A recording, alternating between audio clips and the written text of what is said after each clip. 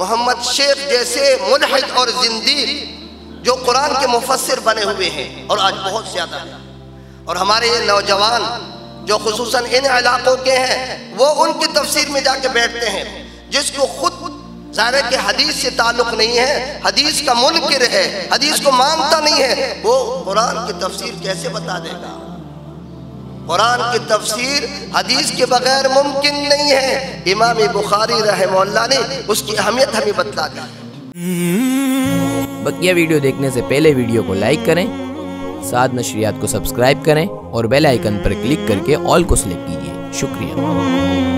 دنیا کے اندر آپ کو جب کسی کی طرف سے دعوت نامہ ملتا ہے نا تو جتنا بڑا آدمی ہوتا ہے اس دعوت نامے کی حیثیت بڑی ہوتی ہے۔ جیسے ملک کے صوبے کے وزیر اعلیٰ گورنر کسی کو دعوت نامہ بھیج دیں تو معنی ہے کہ یہ آدمی بڑا آدمی ہے، اس کو گورنر سے تعلق ہے، اس کو وزیر اعلیٰ سے تعلق ہے۔ ملک کا صدر یا وزیر اعظم کسی کو دعوت نامہ بھیجتا ہے تو وہ آدمی لوگوں میں بڑا آدمی شمار ہوتا ہے، ان کے تو صدر صاحب سے تعلق ہے، ان کو تو وزیر اعظم سے تعلق ہے۔ جیسے دعوت نامہ بڑے آدمی کا ہے اس دعوت نامے کو بڑا شمار کیا جاتا ہے، اور قرآن کریم یہ اللہ کی طرف سے دعوت نامہ ہے، یہ قرآن کریم یہ اللہ کی طرف سے دعوت نامہ ہے۔ ارے مسلمانوں، اس دعوت نامے کو قبول کرو، اس دعوت نامے کو پڑھو، اس دعوت نامے پہ عمل کرو، سیدھا جنت جاؤ گے۔ جنت میں اللہ نے دعوت تیار کی ہے، وہاں تمہارے مہمان نوازی ہوگی، لیکن بشرطے کہ آپ اس دعوت نامے کو غور سے پڑھو گے، غور سے اس پہ عمل کرو گے، اس کے حقوق کو ادا کرو گے تو تمہاری دعوت جنت میں ہے، وہاں تمہارے مہمان نوازی ہے۔ اور اس دعوت نامے کو سمجھنے کے لیے استاذ کی ضرورت ہے۔ ہم اس کو نہیں سمجھ سکتے جب تک ہمیں کوئی استاذ نہ پڑھائے۔ جیسے پیغمبر علیہ السلام کو اللہ نے صحابہ کے لیے استاذ مقرر فرمایا، بُعِثْتُ مُعَلِّمًا، مجھے تو استاذ بنایا اللہ نے، میرا کام کیا ہے؟ اس قرآن کریم کے تعلیم اور اس کے معنی و مفہوم کو بیان کرنا۔ اس لیے ہمیں بھی آج تک جو ترتیب ہے ہماری، تو ہم استاذوں سے پڑھ کے آئے ہیں، اور ان بچوں کو بھی جو ہمارے سامنے بیٹھے ہیں ان کو بھی اساتذہ نے پڑھایا ہے۔ اس لیے قرآن کریم کی تفسیر کے لیے اور قرآن کریم کے پڑھانے کے لیے ایسے استاذ کی ضرورت ہے جو قرآن کریم کے مفہوم کو جانتا ہو، اس کی تفسیر کو جانتا ہو، اور وہ باقاعدہ اس کے اندر ماہر ہو۔ پیغمبر علیہ السلام سے بہتر اللہ کے مخلوق میں کوئی بھی نہیں ہے، اور کتابوں میں قرآن سے افضل اور بہتر کسی کی کوئی کتاب نہیں ہے۔ سب سے افضل اور سب سے بہتر کتاب کے لیے اللہ نے سب سے افضل اور بہتر انسان کو استاذ بنایا ہے۔ ماشاءاللہ، اس پیغمبر کے بیان کرنے سے، اس کے تعلیم سے اللہ نے حضرت ابوبکر، حضرت عمر، حضرت علی، حضرت عثمان، حضرت عبداللہ بن مسعود، ایسے بڑے بڑے اساتذہ اور ایسے بڑے بڑے اہل علم پیدا کی۔ یہ پیغمبر علیہ السلام کی محنت کا اثر تھا۔ اس لیے ترتیب یہی ہوگی قیامت تک کہ قرآن کا مفسر وہ انسان ہوگا جس نے خود پڑھا ہے، جس کو خود قرآن کے بارے میں معلومات ہے۔ اس لیے اللہ نے پیغمبر علیہ السلام کو استاذ بنایا، مفسر بنایا۔ اب اس سے اندازہ لگاؤ کہ کیا قرآن کا کوئی ایسا مفسر بن سکتا ہے جس کو عربی گرامر نہ آتا ہو، جو ماضی اور مضارع کو نہ جانتا ہو، جس کو عربی سے کوئی شد بد کا کوئی تعلق بھی نہ ہو؟ اس کی مہارت ہے لیکن کسی اور زبان میں ہے۔ وہ ڈاکٹر ہے، وہ انجینئر ہے، اس نے ایک الگ فن کا علم حاصل کیا ہے۔ قرآن الگ فن ہے، قرآن کا تعلق ڈاکٹری سے نہیں ہے، قرآن کا تعلق انجینئرنگ سے نہیں ہے۔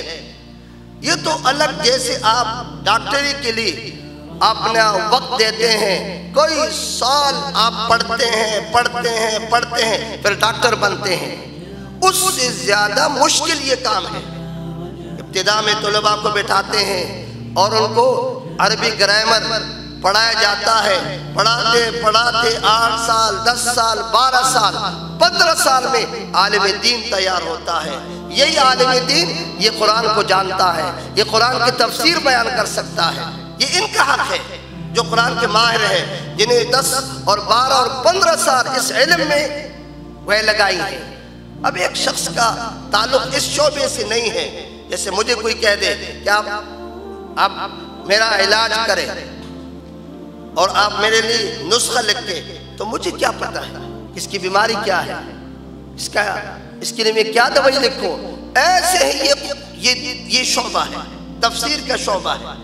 آج ہماری بدقسمتی دیکھیں, بہت سے ایسے لوگ ہیں جو قرآن کے مفسر بنے ہیں, جو حدیث کو نہیں مانتے اور منکرین حدیث ہے, جیسے پرویزی ہے اور غامدی ہے, یا محمد شیخ جیسے ملحد اور زندیق جو قرآن کے مفسر بنے ہوئے ہیں, اور آج بہت زیادہ ہیں.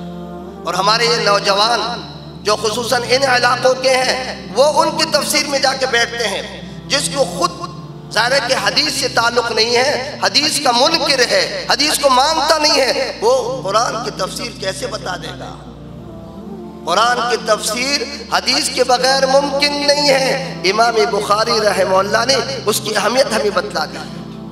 اور جب تک استاد سے کوئی نہیں پڑھے گا وہ ترجمہ بیان نہیں کر سکتا. اس نے پڑھا ہی نہیں ہے, اس نے کسی عالم دین سے پڑھا نہیں ہے اور کسی مفسر سے پڑھا نہیں ہے, وہ قرآن کا مفسر کیسے بنے گا. امام بخاری رحمہ اللہ نے اس ترتیب سے ان دونوں کے اوپر رد کیا. جو حدیث کو نہیں مانتے وہ قرآن کو نہیں مانتے, جو حدیث کو نہیں مانتے وہ نماز کو نہیں مانتے, ارکان اسلام کو نہیں مانتا. ایک رکن کا منکر کافر ہے, اور جو سب کو نہ مانے تو کیا وہ کافر نہیں ہوگا. اس لیے یہ لازم اور ملزوم ہے, یہ جدا نہیں ہوتے حدیث اور سنت اور قرآن. اور ایسے ہی استاذ کے بغیر تفسیر بیان کرنے والے یہ جاہل لوگ ہیں, اور ان کے تفسیر سے لوگ گمراہ ہو جاتے ہیں. تو یہ گمراہی پھیلانے والے لوگ ہیں.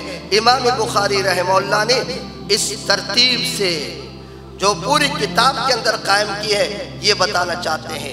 امام بخاری رحمہ اللہ نے کتاب التوحید پہ ختم کیا اور شروع کیا باب بدء الوحی الی رسول اللہ صلی اللہ علیہ وسلم.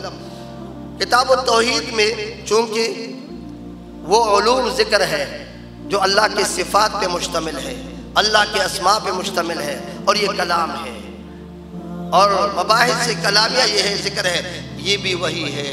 مقصد اول سے لے کر آخر تک میری یہ کتاب وہی پہ مشتمل ہے. دوسری بات یہ بتانا چاہتے ہیں کہ آخر میں کتاب التوحید کو ذکر کیا کہ اصل دار و مدار کامیابی کا عقیدہ توحید کے اوپر ہے. اگر کسی کا عقیدہ توحید ہے اور دنیا سے ایمان پہ رخصت ہوا, عقیدہ توحید پہ رخصت ہوا, تو اس کے لیے کامل کامیابی ہے. اور جس کا عقیدہ توحید نہیں ہے یہ ناکام انسان ہے. تو کتاب التوحید کو آخر میں ذکر کیا. پھر کتاب التوحید کو باب قول اللہ ونضع الموازین القسط لیوم القیامہ اس باب پہ ختم کیا.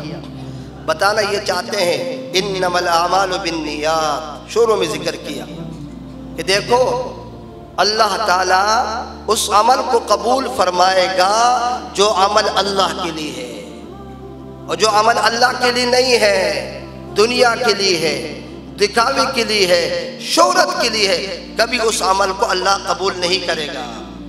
اور پھر انما الاعمال بالنیات سے شروع کیا, انما الاعمال بالنیات سے شروع کیا, اور باب قول اللہ ونضع الموازین القسط پہ ختم کیا کہ دیکھو قیامت کے دن اعمال کا تول ہوگا, لیکن باری وہ اعمال ہوں گے جو انما الاعمال کی بنیاد پہ ہے. جو عمل تم نے اللہ کے لیے کیا, اللہ کی رضا کے لیے کیا, اخلاص کی بنیاد پہ کیا, بس قیامت کے دن وہی عمل وزنی ہوگا. تو یہ ابتدا اور انتہا دونوں کی ایک قسم کی مناسبت ہے. علماء اکرام کے نیو بیانات سننے کے لیے آپ ہمارے فیس بک پیج کو لائک کریں. اور ہمارے YouTube چینل کو سبسکرائب کر کے بیل آئیکن پر کلک کیجیے۔ اپنی نیک دعاؤں اور تمناؤں میں ادارہ سعد نشریات کو یاد رکھیں۔ شکریہ۔ علماء حق کی آواز، سعد نشریات۔